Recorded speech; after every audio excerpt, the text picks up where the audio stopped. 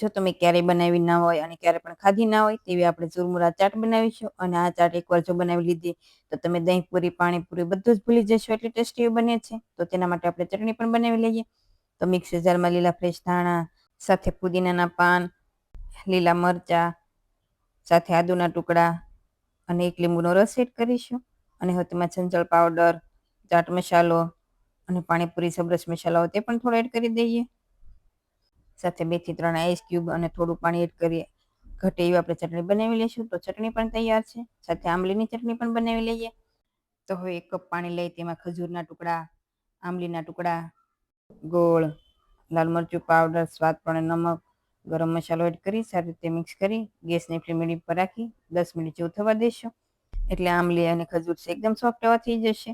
તો હવે આ મિશ્રણ ઠંડુ થાય એટલે આપણે તેને બ્લેન્ડ કરી લઈશું. તો તમે જોઈ શકો છો ખજૂર આંબલીની ચટણી પણ તૈયાર છે.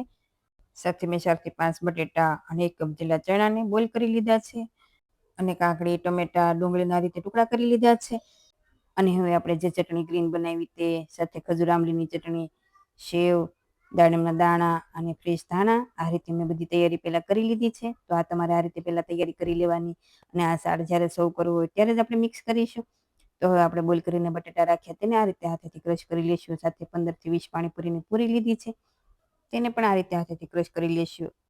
અને બોઇલ કરેલા ચણા સાથે કાકડીના ટુકડા, ટમેટાના ટુકડા અને ડુંગળી એડ કરીશું. પણ જો તમે ડુંગળી ન ખાતા હોય તો તમે સ્કીપ પણ કરી શકો છો. અને સાથે દાડમના દાણા, ખજૂર આંબલીની ચટણી, ગ્રીન ચટણી, સ્વાદ પ્રમાણે નમક, થોડી બુંદી અને ફ્રેશ લીલા ધાણા અને સેવ એડ કરી સારી રીતે મિક્સ કરીશું.